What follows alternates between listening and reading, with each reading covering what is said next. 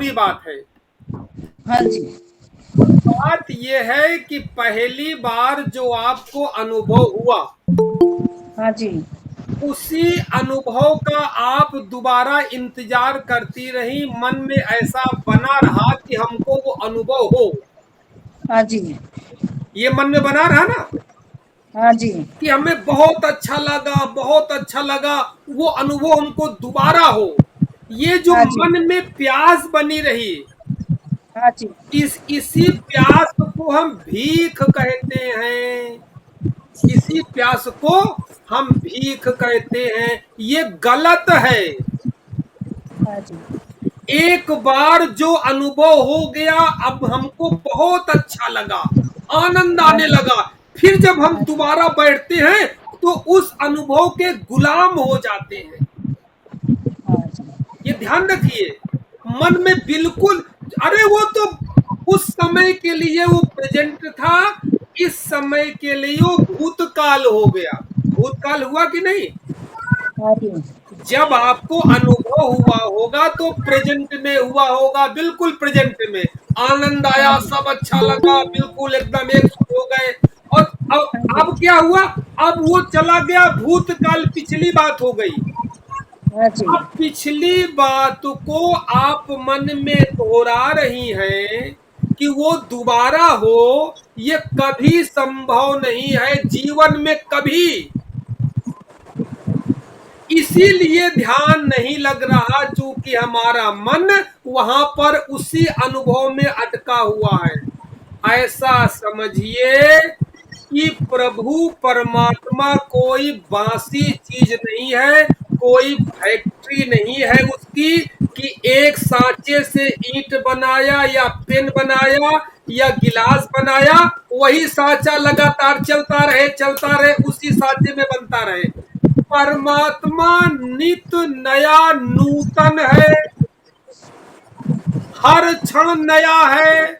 अगर पत्ता भी सोच ले, पीपल का वृक्ष सोच ले कि हम तो पहले काले रंग के थे, अब हम हरे क्यों नहीं हो रहे हैं, हम काले क्यों नहीं आते, ऐसा कभी नहीं होगा।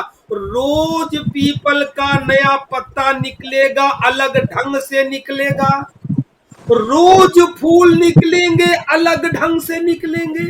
किसी पेड़ में जहां फूल निकलेंगे, अगले सीजन में अगले दिन वहीं से नहीं निकलेंगे।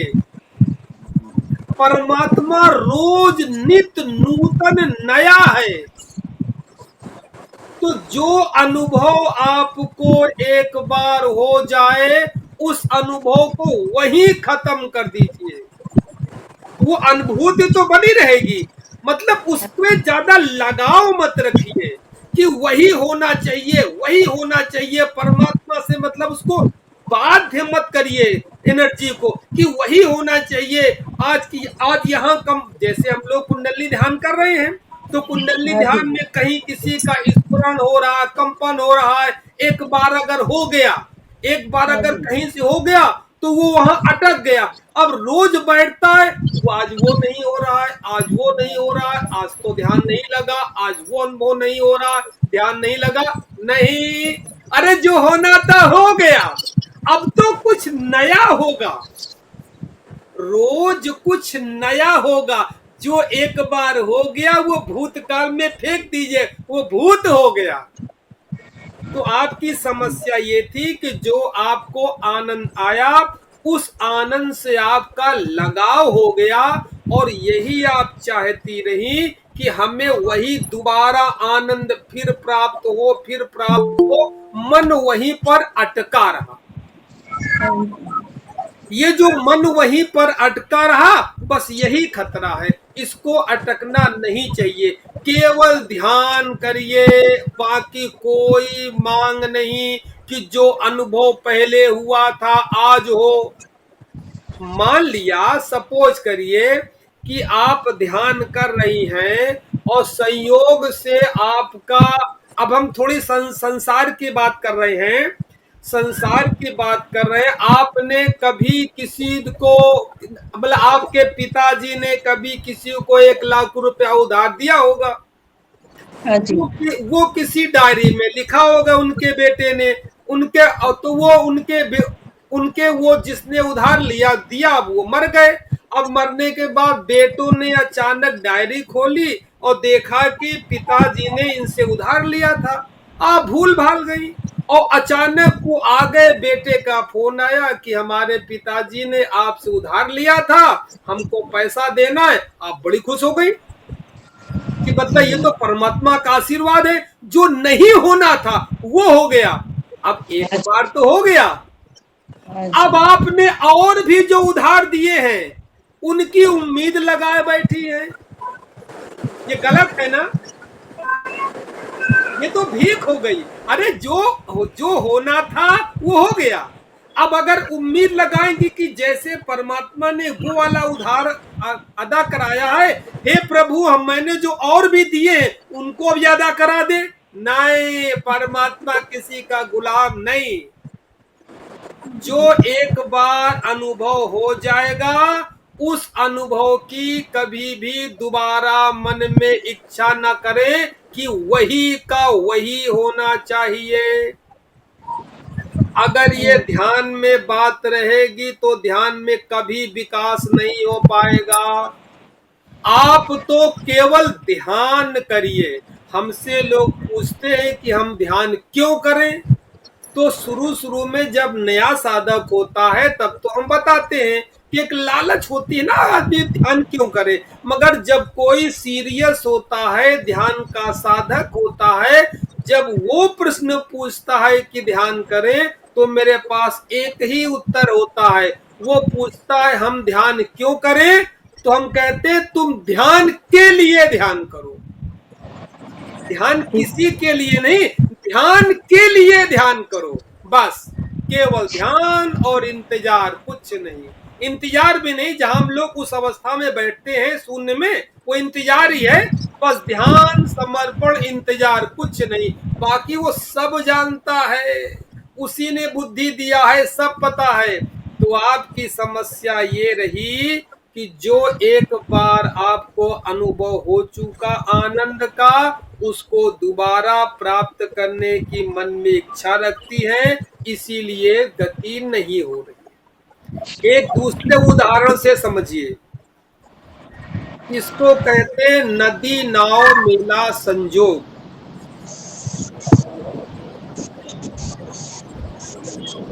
नदी बह रही है, नदी एक कोई भी नदी बह रही है, नदी बह रही है और उसमें उसको एक नाव क्रॉस कर रही है। नदी बह रही है, उसको एक नाव क्रॉस कर रही है। अब कभी कभी क्या हुआ कि नाव जब क्रॉस कर रही थी उस समय बहुत अच्छा पानी था, साफ पानी था, तो उस समय नाव बड़े आनंद के साथ इठलाती डोलती मस्ती के साथ पार करके चली जाती थी। अब क्या हुआ, बारिश हो गई। अब नाव से हम कह रहे हैं कि चलो पार करो, नाव कह रही नहीं, हम तो गंदे पानी में नहीं जाएंगे, वही पानी लाओ जो पहले था। नाव कहेगी कि हम तो तभी जाएंगे, हमको वही साफ पानी लाओ। तो क्या उस नाव को कभी साफ पानी मिलेगा? वो पानी जो समुंदर चला गया वो कैसे आएगा? नाव को तो नित नूतन पानी मिलेगा, हर क्षण पानी बदल रहा है और नाव को तैयार रहना पड़ेगा कि जिस जिस पानी में एक बार हमने पार कर लिया वो पानी दोबारा जीवन में नहीं मिलेगा। इसी को कहते हैं नदी नाव मेला संजोगी। इसीलिए कहते हैं घर के जो कुटुंब है, परिवार के लोग हैं, कोई किसी का पुत्र है, कोई किसी की माँ है, कोई किसी का बाप है, इनसे मधुर संबंध बना करके रखो। पता नहीं किस जन्म में कौन किसका पुत्र हो, भाई पता थोड़ी है। किसी का कभी पुत्र रहा, कभी उसका बाप हो जाए, कभी चाचा हो जाए, कभी ताऊ हो जाए, कुछ पता है? यहाँ छोटा बड़ा कोई नहीं है।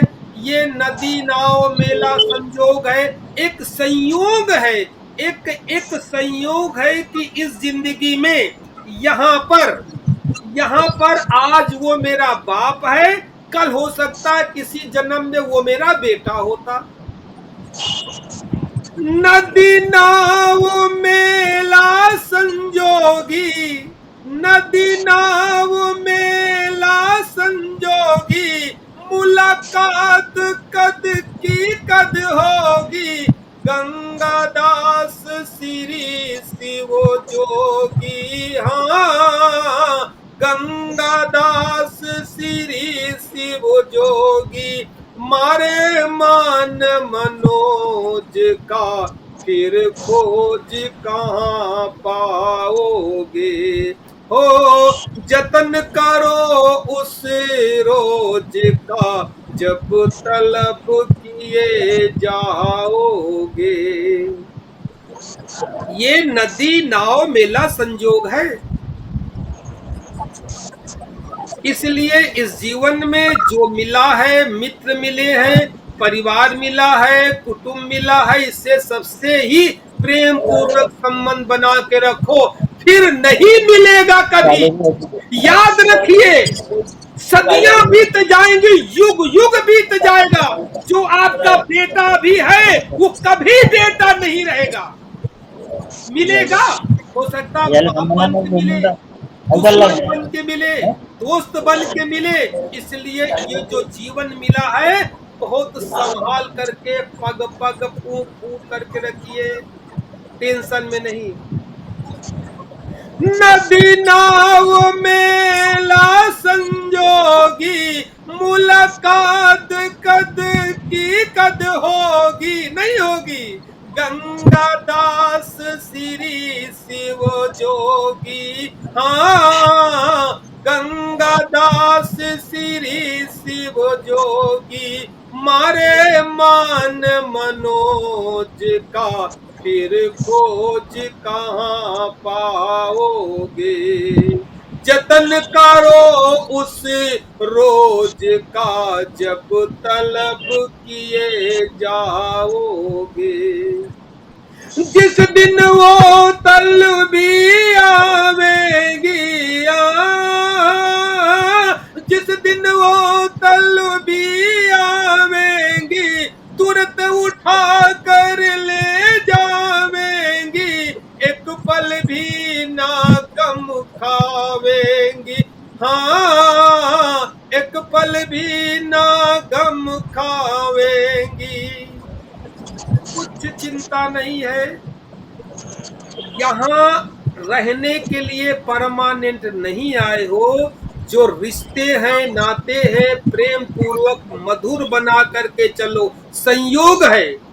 अब ये नदी नाव मेला संयोग है कि आज की तारीख, आज के सन, आज के समय शाम 5 बजे आप मुझसे बात कर रही हैं। ये नदी नाव मेला संयोग है। इसका उपयोग ले लिया, होश पूर्वक तो ले लिया, फिर ये क्षण जीवन में कभी नहीं आएगा, आने का ही नहीं है। ये कमरा नहीं होगा, ये जगह नहीं होगी, ये वक्त नहीं होगा, आप नहीं होंगे, हम नहीं होंगे, सहारा नहीं बीजी, ये वक्त नहीं आएगा जो चला गया।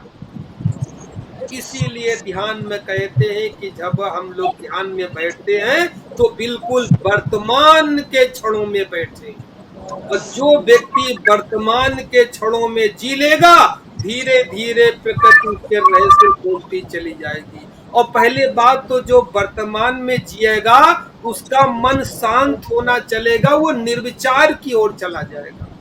अक्सर जब हम कहते हैं कि श्वास देखो, तो श्वास देखने का मतलब ये नहीं कि आप श्वास देखो। श्वास देखने से सिर्फ ये होता है कि आप अभी और यहीं पर हैं, वर्तमान में हैं। अगर श्वास नहीं देखेंगी तो वर्तमान से, यानी जो प्रेजेंट समय है, वर्तमान से अलग हट जाएंगी। कुछ सोचेंगे जो भूतकाल का है और कुछ सोचेंगे जो भविष्य काल का है। जो भूतकाल का सोचेंगे वो भूत हो गया, कभी दोबारा आना नहीं है। सुख में गया, दुख में गया, कैसा भी गया, वो चला गया। उसको सोच सोच करके क्यों परेशान हो, दिमाग को क्यों दिमाग का दही बनाएं सोच सोच के भूतकाल। फिर या तो भविष्य की सोचेंगे, भविष्य अभी आया नहीं है, भविष्य भी हाथ में नहीं है, तो इसके विषय में क्यों सोचें। इसीलिए ऋषियों ने कहा है न तो भूत की सोचो न तो वर्तमान की सोचो। जब भविष्य भविष्य जब भी आएगा वर्तमान बन के आएगा। बात समझ रही है। हाँ जी। भविष्य जब भी आएगा तो वर्तमान बन के आएगा, और वर्तमान में जीने का प्रयास कर रही है। अब वर्तमान में जिया कैसे जाएगा। वर्तमान में जीने का एक ही मार्ग है कि आप अपने श्वासों के प्रति साक्षी हो जाएं। श्वास वर्तमान में अभी की यहीं चल रही है। जिस क्षण भी 24 घंटे में जिस क्षण भी 15-20 मिनट आप श्वासों के प्रति साक्षी देखेंगी, हो जाएंगी, देखेंगी तुरंत आप सुखी हो गई, तत्क्षण सुखी हो गई। क्योंकि जब भी दुखी होता है व्यक्ति व्यक्ति जब भी दुखी होता है, तनाव में होता है, टेंशन में होता है, तो या तो भूतकाल की बातों को लेकर के या तो भविष्य की बातों को लेकर के। वर्तमान में तो टेंशन है ही नहीं। जब आएगा तो भविष्य भी जब सामने आएगा तो वर्तमान बन के आएगा, तब का तब देख लेंगे। ठीक है। गुरु जी प्रणाम। ओम शांति। बताओ और किसे पढ़ लो भाई। गुरु जी ऐसे हमेशा तो अपना अजपा चलते रहता है, लेकिन बहुत डिस्टर्ब हो जाता है तो मन बहुत घबराते रहता है कैसा डिस्टर्ब हमेशा। माने।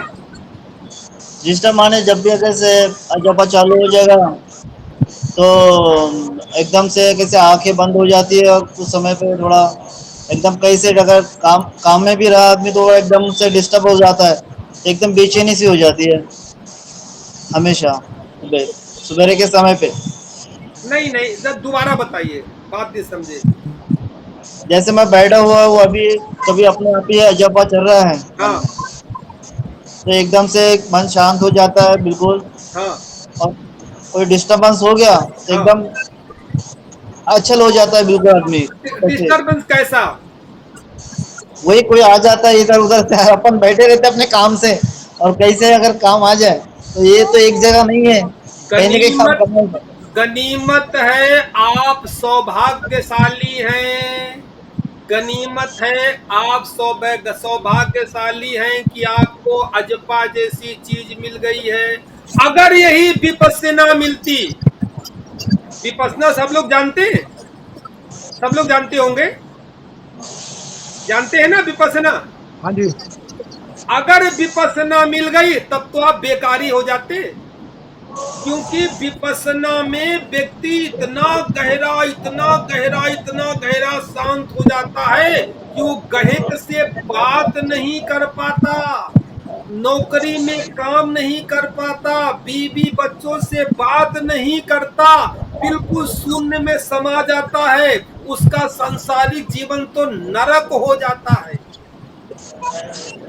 हालांकि भगवान बुद्ध की साधना है, इसीलिए हमने आपको अजपा कबीर की साधना दिया है, विपस्सना नहीं दिया, नाम जप दिया है। कबीर के बच्चे भी थे, बीबी थी, घरवाली थे, जुलाहे थे, कपड़ा बेचते थे, घर गृहस्थी चलते थे, बच्चे थे, पढ़ाते थे, लिखाते थे, गृहस्थ थे। गृहस्थ होते हुए भी अध्यात्म का अनुभव कर लिया।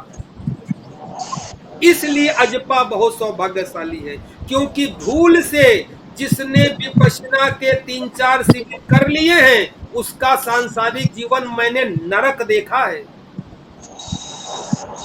एक दिन साहब मैंने बताया था कि एक एसडीएम साहब थे, जहां हम पहले हापुड़ में थे। एसडीएम साहब के कपड़े का, उसका बर्तन का व्यापार था, फैक्ट्री थी, बर्तन की फैक्ट्री थी, थोक बर्तन की दुकान थी। अब उन्होंने पहले विपस्सना होते थे 21-21 दिन के, तो 21 दिन किया, फिर 21 दिन किया, फिर 21 दिन करके आ गए।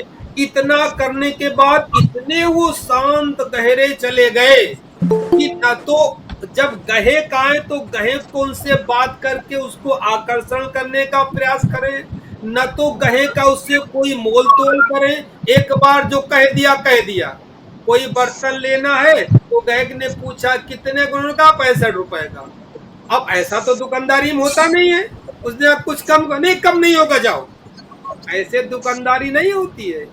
इसीलिए कहते हैं कि बहुत अच्छा है कि विपස්සना में फंसे नहीं, ऐसी जगह फंसे हैं कि जो कबीर का मार्ग है, धर्म भी ध्यान, धर्म भी सुधरेगा और गृहस्थ भी सुधरेगा, दोनों बैलेंस होके चलेगा। तो अगर जो आपकी ये बेचैनी है कि आप ध्यान में उठते हैं तो जब कोई हड़बड़ी होती है तो बात करते हैं, इसका मात्र एक हल है, ये आपका ठीक हो जाएगा, ज्यादा नहीं, एक महीने के अंदर आपका ये मामला बिल्कुल ठीक हो जाएगा।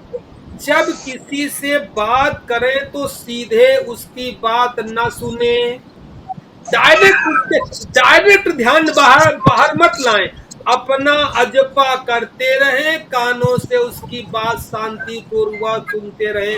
कतई बिल्कुल क्रोध आएगा ही नहीं, विचलन होगा ही नहीं, मन विचलित होगा ही नहीं। कोई कितने से कितनी खतरनाक बात करता रहे। जैसे मैं आपको बताऊं, एक महिला थी, तो वो महिला पहले बहुत ज्यादा चिड़चिड़ी थी और चिड़चिड़ाहट के पीछे मान लिया किसी बच्चे ने दरवाजा जोर से धड़ाक से बंद कर दिया, वो टीवी देख रही तो अचानक भड़क जाएंगी, किसी बच्चे से गिलास फूट गया तो अचानक भड़क जाएंगी, इस प्रकार का था। उन्होंने इसको कम से कम 6 महीने ध्यान किया। 6 महीने के बाद अब अगर बच्चों से या उनके पति से दूध भी उबल जाता है, गिलास भी टूट जाता है, कोई बहुत कीमती चीज भी फर्श में टूट जाती है, तो उनके पति और बच्चे तो बिल्कुल सन्न हो जाते हैं कि अब क्या होगा, और वो हंसते, अब वो आज भी हंसती रहती है, झाड़ू लेके आएंगे, कांच आंच उठा के फेंक देंगे। बताओ क्यों? उनकी सुरती और कहीं लगी है। पहले टोटल बाहर थी वो, अब वो भीतर है। वो समझती है कि भीतर ज्यादा कीमती है, इसको हम क्यों खोएं?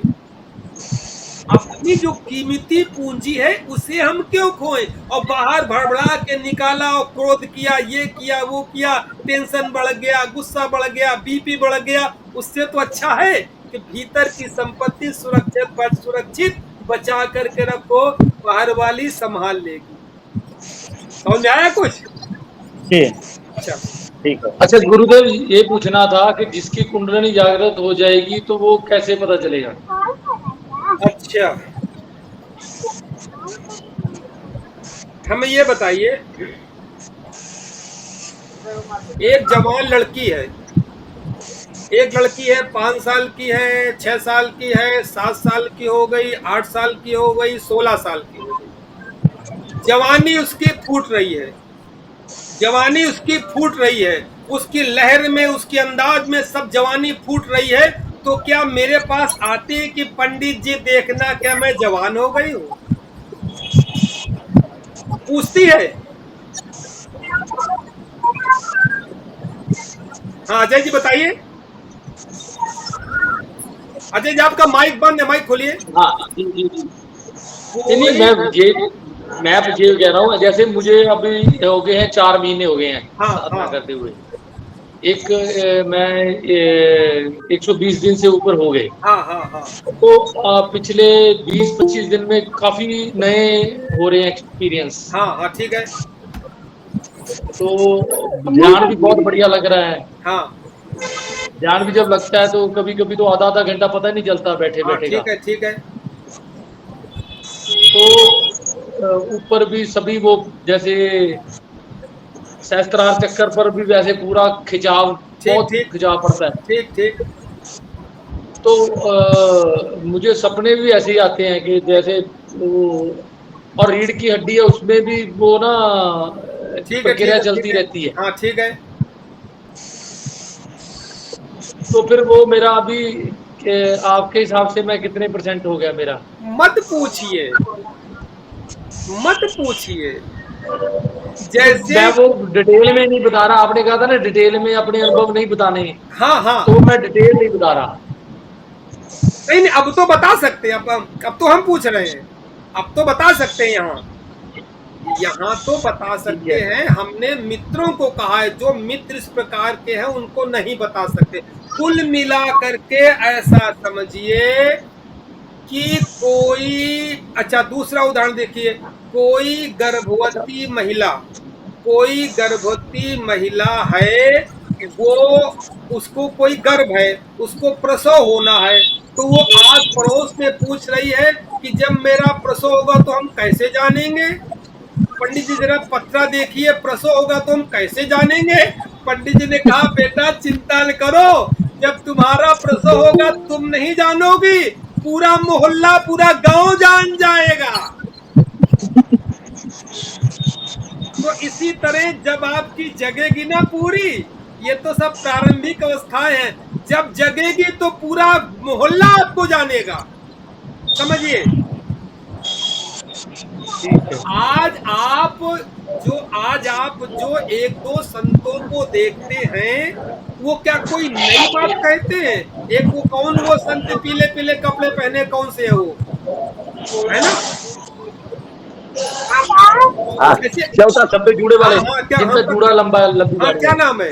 और नाम तो मालूम नहीं, वो राधा, वो हाँ, वृंदावन में ही राधा आते रानी। हैं वहाँ पे। देखिए, बाकी तो सब प्रवचन वाले हैं, प्रवचन के द्वारा लोग जानते हैं, उनका कुंडली से संबंध नहीं है, उनका किसी नहीं है। शक्ति से, कुंडली से संबंध नहीं है, उनका भीड़ से संबंध है, और जो ज्ञान की बात करते हैं उसका संबंध है। मगर उनका, जिनकी आप बात कर रहे हैं, वो कानपुर में हमारे गांव के ही बगल के रहने वाले हैं, ठीक है? उनका संबंध इसका नहीं है। आज उनको इतनी जल्दी उम्र में हर व्यक्ति जान रहा कि नहीं? कोई नई बात कह रहे हैं? राधा राधा कहो, सत्य बोलो, चार बातें करते, वही तो कह रहे हैं जो आप जानते हैं। फिर जी। उनको लोग क्यों जान रहे हैं? कुल मिला करके, कुल मिला करके उत्तर ये हुआ कि जब आपकी शक्ति जगेगी तो पहले परिवार, फिर मोहल्ला, फिर जिला, फिर प्रदेश, फिर देश, फिर सारा विश्व अपने आप जानेगा। आप उसकी फिक्र न करें। उसके पहले बहुत कुछ है, बहुत कुछ है उसके पहले।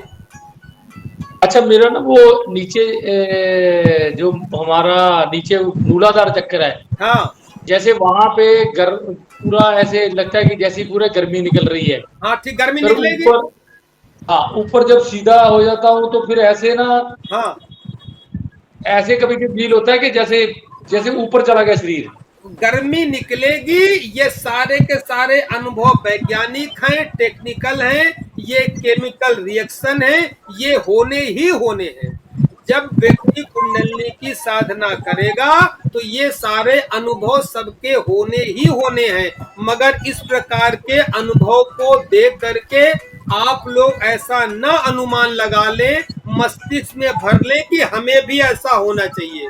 पहले हमने बताया, दूसरे का अनुभव दूसरे के काम नहीं आएगा। आप अपनी साधना करिए, अपने अनुभव करिए। वेदांत देखना, इसे करो, थोड़ी देर बाद बात करें। इसलिए ये सारे अनुभव हैं। अग्नि का अनुभव होगा, जलन का अनुभव होगा, जो हो रहा है उसको स्वीकार कर लीजिए। और इसका उत्तर हमने पहले ही बता दिया है, इसका उत्तर मैंने पहले ही बता दिया है। जो एक बार अनुभव हो जाए, उसी अनुभव की दोबारा इच्छा न करें, छोड़ दे, वो है बस ठीक है। अच्छा, ये पूछना चाहता हूँ कि जैसे हमारे चक्कर जागृत होते हैं, हाँ, तो हर बार ही ऐसे मुझे फील होता है कि नीचे से ऊपर उठती है अब हमारी ऊर्जा। हाँ, तो अगर ऊपर वाले चक्कर खुलते गए तभी नीचे से ही उड़ती रहेगी हमेशा ऊर्जा। हाँ, वही है। मूलाधार चक्र से हाँ, उठेगी हमेशा। नहीं, कहाँ पे आपकी ऊर्जा पड़ी है? सामान्य व्यक्ति की ऊर्जा नीचे ही पड़ी हुई है। सामान्य व्यक्ति की नीचे नीचे ही ऊर्जा पड़ी हुई है। ये तो जो ऋषि महात्मा संत योगी तपस्वी है, इनकी ऊर्जा किसी के हृदय में है। अब जैसे देवरा बाबा थे, उनकी नीचे थी नहीं, उनकी सीधे आज्ञा चक्र पे ऊर्जा थी डायरेक्ट, वहीं से जीते थे खाते थे। देवरा बाबा का नाम सुना होगा। जी उनकी ऊर्जा कोई नीचे थी नहीं, वो तो परमानेंट ऊपर थी। हम संसारियों की ऊर्जा नीचे से ऊपर से उठानी पड़ेगी, और जब एक लहर बन जाएगी तो चलती ही रहेगी। ठीक है। अच्छा, ये पूछना चाहता हूँ कि जैसे ऊर्जा ऊपर उठ गई, जैसे कहते हैं कि जब पहले मूलाधार चक्कर, फिर उसके बाद स्वादिष्ठान चक्कर, फिर मणिपुर चक्कर, हाँ, ठीक है जी। जैसे जैसे तो जैसे कोई व्यक्ति कोई छोड़ देता है तो फिर वो वापस चली जाती है कि वो वहीं रह जाती है? नहीं नहीं नहीं, ऐसा नहीं है। अगर प्रत्येक चक्रों की ऊर्जा करेंगे, अगर अगर हठ योग की कुंडलनी साधना करके प्रत्येक चक्रों का मंत्र जपेंगे, तब तो सारे चक्र एक एक साथ कर रहे हैं। मगर आप क्या कर रहे हैं? आप तो सीधे यहां से यहां तक अजपा कर रहे हैं। इस अजपा में जाने अनजाने में, एक आदमी है दिल्ली से अगर देहरादून आएगा तो क्या करता है कि पहले दिल्ली से मेरठ आता है, फिर सहारनपुर आता है, फिर बिजनौर आता है, फिर हरिद्वार आता है, फिर देहरादून आता है। एक क्या है, आप क्या कर रहे हैं? आपको बीच के स्टेशन से कोई मतलब नहीं है, सीधे दिल्ली से देहरादून आ गए, तो क्या हम बीच बुलेट ट्रेन में आ रहे हैं? नहीं, हम बुलेट ट्रेन में आ रहे हैं, समझे? नहीं तो बुलेट स्टेशन तो पड़े ही आपके, जी स्टेशन तो पड़े ही, स्टेशन तो बीच में आए कि नहीं आए? आए ना। आए। जब हाँ, स्टेशन आएंगे तो उनकी हवा, उनका माहौल, उनका वातावरण, ये भी असर डालेगा। जी आपको पता हो चाहे ना पता हो। तो अजपा करने से जितने चक्र हैं सारे के सारे एक साथ एनर्जाइज होते हैं, और जहां इनको गंतव्य स्थान पर जाना है, शून्यता की ओर, परम लक्ष्य की ओर, वहां चले जाते हैं। इसीलिए कहते हैं ये भोग और मोक्ष दोनों प्रदान करती है। यानी यहां से यहां तक आएंगे तो भोग, सारे चक्र काम करेंगे ना उसी परसेंटेज में। यहां से यहां तक जो चक्र गाएंगे भोग, और जब शून्य में शिव समा रहे और मैं शून्य हो रहा हूं, जब ऊपर चला जाएगा तो मोक्ष, दोनों इसमें शामिल है। तो हमें फिर वो चक्रों वाली साधना करने की जरूरत नहीं, जैसे उसका स्पेशल वर्ड होता है राम, कुछ नहीं, कुछ वर्ड। नहीं, कुछ नहीं, उसकी कोई आवश्यकता नहीं है। एक एक चक्र पे क्यों फंसे? क्यों आप पैसेंजर गाड़ी में बैठे? अभी आपने कहा बुलेट गाड़ी में बैठे हैं, आनंद पूरा मिलेगा, अपने आप आएगा। पैसेंजर में बैठने का सवाल ही नहीं। पैसेंजर में यहाँ बैठेंगे, फिर उतर के टिकट लेंगे, फिर आगे बैठेंगे, फिर टिकट लेंगे, फिर आगे बैठेंगे। क्यों ऐसा करें? बुलेट ट्रेन है, इसीलिए अजपा को बुलेट ट्रेन कहा है। संसार में सर्वोपरि साधना इसी को तो कहा है। जी जी। इसलिए कुल मिलाकर के सिर्फ करते रहिए। और मैं फिर कह रहा हूं, ध्यान क्यों करिए? ध्यान के लिए ध्यान करिए। और मस्तिष्क से जितनी जल्दी ये शब्द हो सकता है हट जाए तो अच्छी बात है। क्या? कुंडलिनी हटा दीजिए, हटा दीजिए कि कोई कुंडलनी होती है। कोई आपने जान लिया, पढ़ लिया, बस बात खत्म हो गई, छोड़िए। ठीक है, जान लिया, पढ़ लिया, ज्ञान हो गया, क्या क्या होता है समझ लिया, अब खत्म कर दीजिए। पता नहीं, ठीक है, चलो। आप तो जो कर रहे हैं उसको करिए, उसमें सब समाहित है। पता क्या है गुरुजी, वो ना जब हमने सुबह उठना होता है ना, तो सोच के उठते हुए नहीं आज भी करेंगे, हमने स्पेशल बनना है, तो वो इसीलिए इंस्पिरेशन मिलती रहती है। नहीं, देखिए, अगर स्पेशल बनेंगे, अगर सोच लिया कि स्पेशल बनेंगे, बहुत कड़वी बात कह रहा हूं, अगर सोच लिया कि स्पेशल बनेंगे तो स्पेशल कभी नहीं बन पाएंगे। ये संसार का नियम है, संसार में हट चलता है। इसलिए मैं अक्सर कहता हूं, रोज कहता हूं, ध्यान करें मगर कर्म मान करके ना करें। स्पेशल बनना है ये कहने की आवश्यकता नहीं है, भीतर प्राणों की प्यास जानती है। ये देखिए, दो बातें हैं। स्पेशल बनना है, इसके कहने के दो तरीके हैं। एक तरीका तो यह है कि स्पेशल बनना है, एक घमंड से, अहंकार से स्पेशल बनना है। एक अहंकार है, कभी नहीं हो पाएगा, जीवन भर का अहंकार नहीं गुरुजी, नहीं, वो टारगेट है। वही तो हम बता रहे। ये सोच दो प्रकार की है, ये हम तय नहीं कर सकते हैं। अब देखिए, ये मेरे हाथ में रुमाल है, ये मेरे हाथ में रुमाल है, रुमाल हम पकड़े, अब ये रुमाल क्या हुई, गिर गई। अब ये आप बता सकते हैं कि रुमाल अपने आप गिरी कि हमने गिराई? आपने गिराई नहीं, आप बता सकते हैं, प्रमाण है कि ये रुमाल अपने आप गिरी कि हमने प्रयास करके गुजारी? हम सामान्य हो गए, गिर गई, या हमने प्रयास करके गिराया? ये हमारे अलावा कोई नहीं जानता, ये हमारे अलावा कोई नहीं जानता है कि हाथ की रुमाल अपने आप गिरी कि हमने गिराई। इसीलिए ये अहंकार है कि भक्ति का समर्पण है, प्रभु के भीतर की प्यास है, ये आप जानते हैं। तो मैं भी तो अभी हम आपको ही बता रहे हैं, हम किसी को थोड़ी बताते हैं। नहीं, तो वही हम कह रहे हैं, ये आपकी प्यास है, भीतर से उठती है। और जितनी प्यास उठेगी, जितनी भीतर तड़प होगी, तड़प का संकल्प, हम उसको संकल्प भी नहीं कहते, कुछ संकल्प कहने में थोड़ा भार लगता है। संकल्प ले रहे हैं, क्या से, यानी कसम खा रहे हैं, क्या से 4 बजे उठेंगे। अरे कसम का है कि प्रभु को लीला, प्रभु तू जान 5 बजे उठा दे, और उठा ही रहा है 5 बजे। नहीं, मैं वही कह रहा हूँ, अगर परमात्मा की कृपा है तो हम उठ रहे हैं, नहीं तो उठ नहीं सकते। हाँ, उठ ही नहीं रहे, दुनिया सोती है 9 बजे तक, 10 बजे तक सोती है।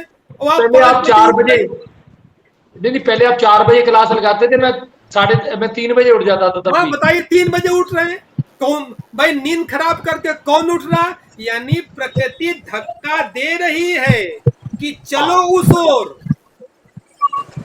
उसकी कृपा से उठ रहे हैं, परमात्मा की कृपा से उठ रहे हैं, उसकी कृपा से उठ रहे हैं। समर्पण का भाव लाइए, थोड़ा सत्संग करते रहिए, मन में प्यास जगाते रहिए, क्योंकि इंसान का जीवन बस एक बार मिला है। नदी नाव मेला संजोग, हमने पहले बता दिया, ये नदी नाव मेला संजोग है, चौराहा है इंसान का जीवन।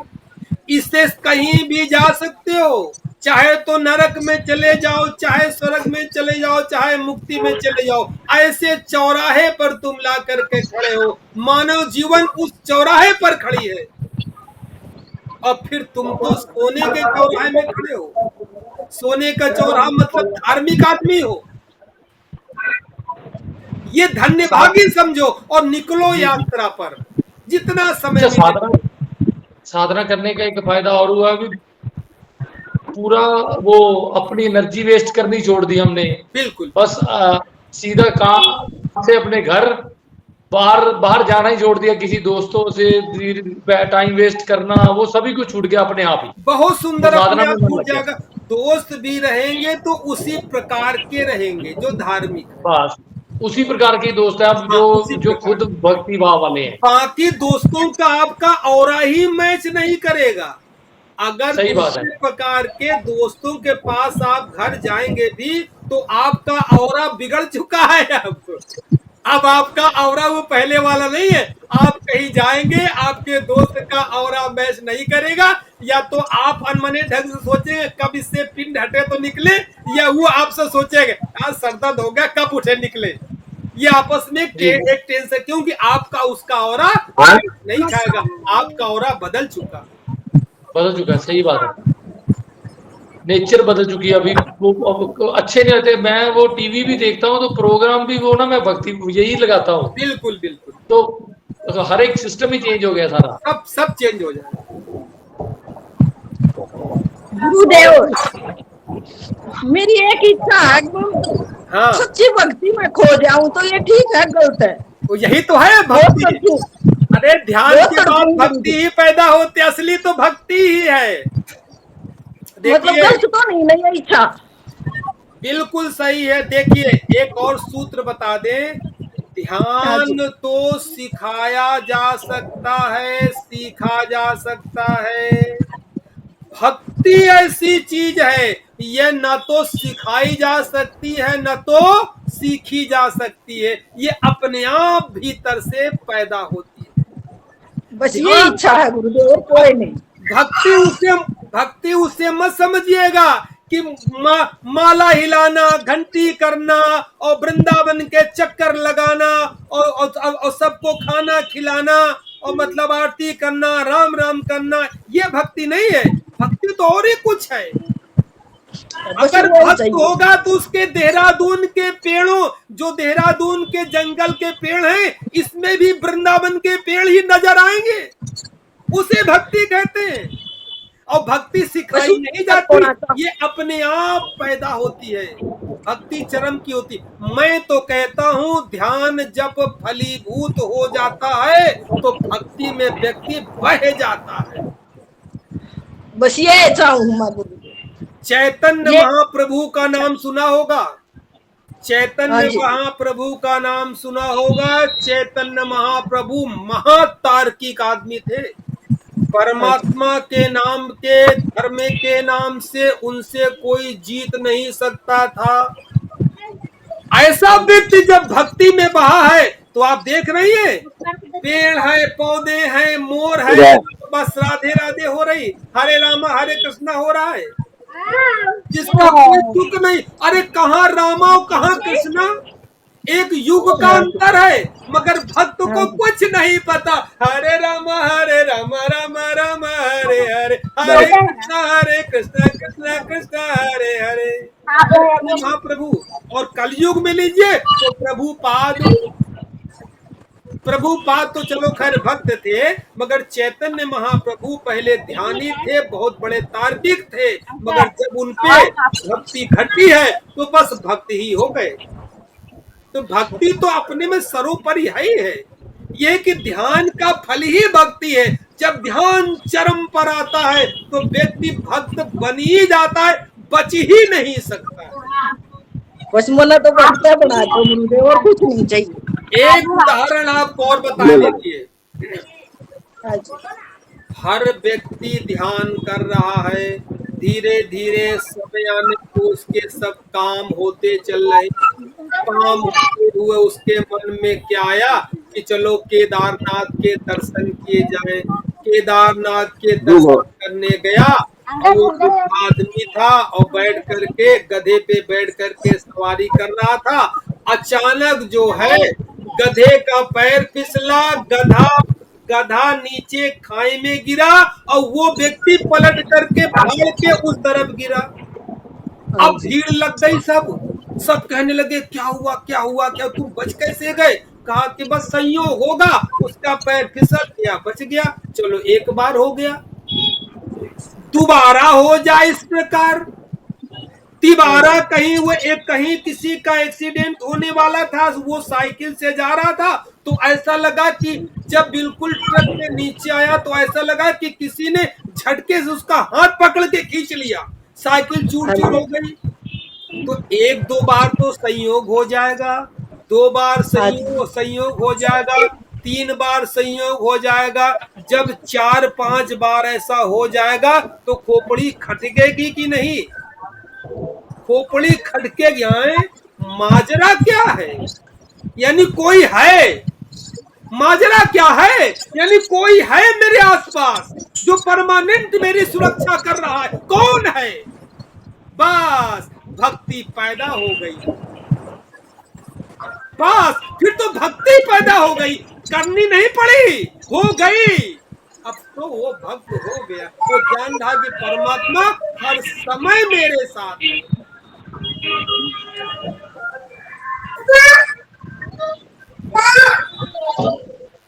और किसी का कुछ प्रश्न? एक गुरुजी यहाँ दर्द रहे है, यहाँ पर जल जी रहा है, कोई दिक्कत तो नहीं? नहीं नहीं, हाँ नहीं, कोई दिक्कत नहीं। बस एक पैकेट और भूंजन वाला।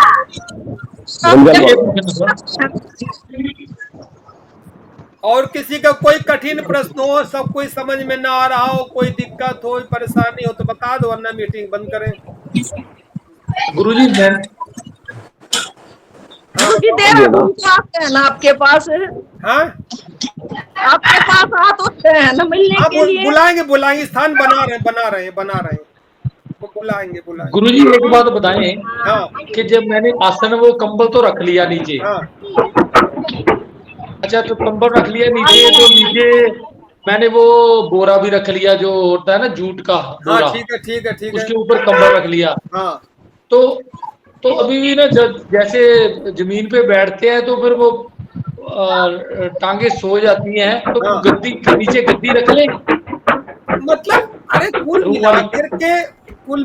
मिला करके आप बात समझिए, ये सारा का सारा एनर्जी का खेल है। अब हम दूसरी बात कर रहे हैं, अब हम परमात्मा की बात नहीं कर रहे हैं, अब हम किसी भगवान की बात नहीं करेंगे। आपने प्रश्न ऐसा लिया है, कोई भगवान नहीं है, सारा का सारा एनर्जी है, ऊर्जा है, और ऊर्जा के ऊपर आप काम कर रहे हैं। इतना परिश्रम करते हैं, लंबी गहरी सांसें लेते हैं, तो जो भी पॉइंटों में डेली आपके इलेक्ट्रिक विद्युत मानव शरीर में मानवीय विद्युत बनती है, वो विद्युत खर्च न हो जाए, अर्थ न हो जाए, इसलिए कोई ऊनी कंबल का आसन या कुशा का आसन रखने का विधान है।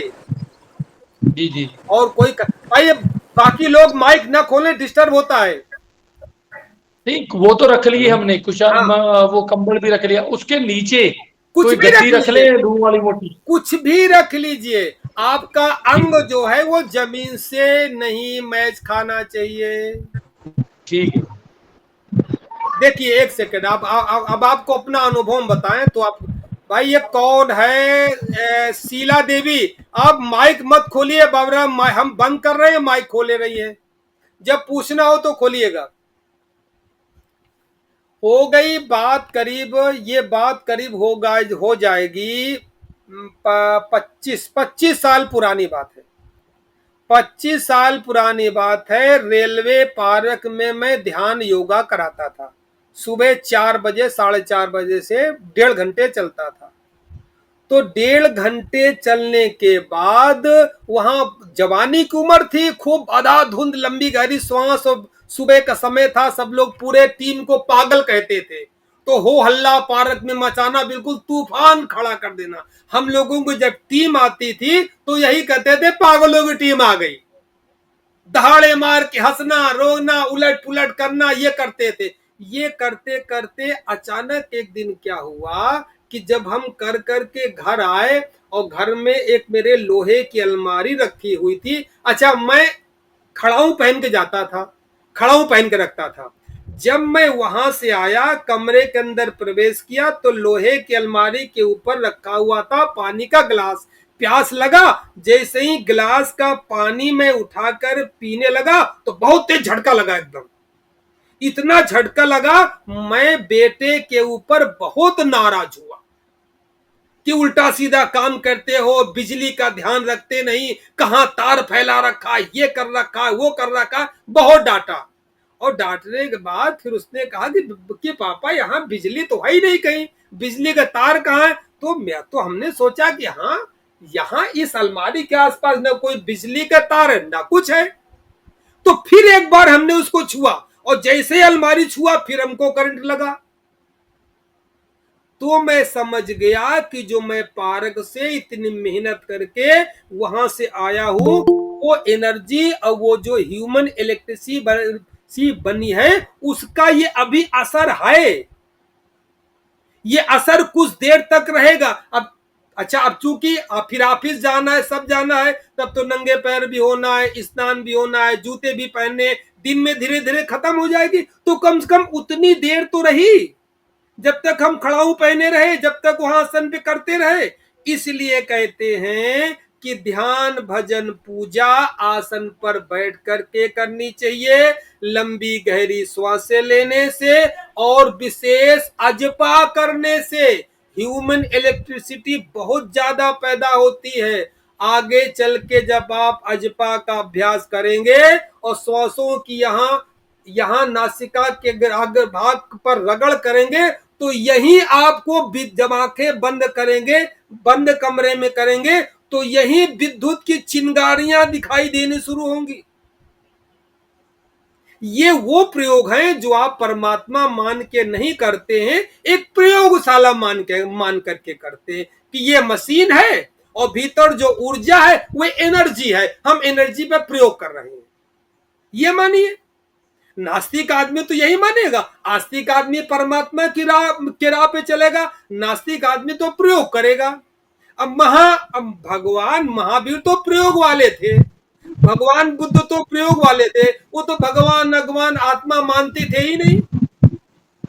एक तो साइंटिस्ट थे, वो इनर इंजीनियरिंग के साइंटिस्ट थे।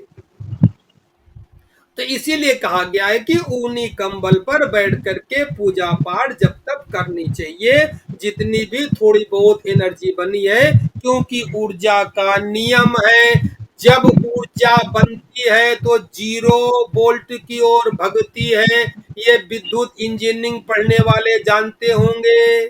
चाहे 220 वोल्ट हो, चाहे 420 वोल्ट हो, चाहे 11,000 वोल्ट हो और चाहे करोड़ों वोल्ट हो, तड़ित आकाश की बिजली, अगर बल्ब जलता है तो आपका पॉजिटिव से लेकर के जब तक अर्थ में जोड़ते हैं बल्ब जलता नहीं है, यानी उसको शून्य वोल्टेज में जाना है। आकाश में बिजली तड़कती है तो जब बनती है तो कहीं न कहीं उसको दिशा चाहिए, वो भगती है कहां? आकाश की ओर, ऊपर थोड़ी जाती है आकाश, अरे वो पृथ्वी की ओर भगती है, तभी तो गिरती है पेड़ों में काली चीजों। अब पेड़ों में काली चीजों में क्यों गिरती है, विषय लंबा हो जाएगा।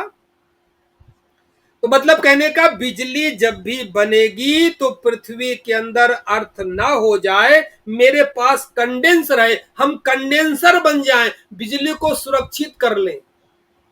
देखा होगा ना, पंखे में होता है गोल सा सफेद सा कंडेंसर, वो क्या करता है? बिजली को कंडेंस कर लेता है, इकट्ठी कर लेता है, फिर धक्के मारता है, तब पंखा चलता है। उसका कोई काम नहीं, परमानेंट वो बिजली बनाता नहीं, बिजली लेके बिजली को कंडेंस कर लेता है, फिर उसको पंखे को धक्का मार करके उस कंडेंसर से चलाता है। तो हम कंडेंसर बन जाएं। गुरुदेव, आप अपने बारे में तो बताया नहीं कभी, अपने बारे में भी बताएं, आप क्या कर जॉब थे, अपने बारे में इंट्रोडक्शन तो दे पूरी। और एक दिन पूरी हमने कहानी सुनाई थी आपको। कब? अरे व्हाट्सएप पे भेजी ना, आपने पूछा था अपना परिचय, तो हमने आपको बताया नहीं? जी, गुरुजी ने इसके पहले बताया इसके बारे में। पूरी जिंदगी कहानी बताई हो तो मेरी पुस्तक में लिखी है। हाँ, पुस्तक में मैंने वो आधी पुस्तक ही पढ़ी है अभी। नहीं, पहले ही पन्ने में लिखी है।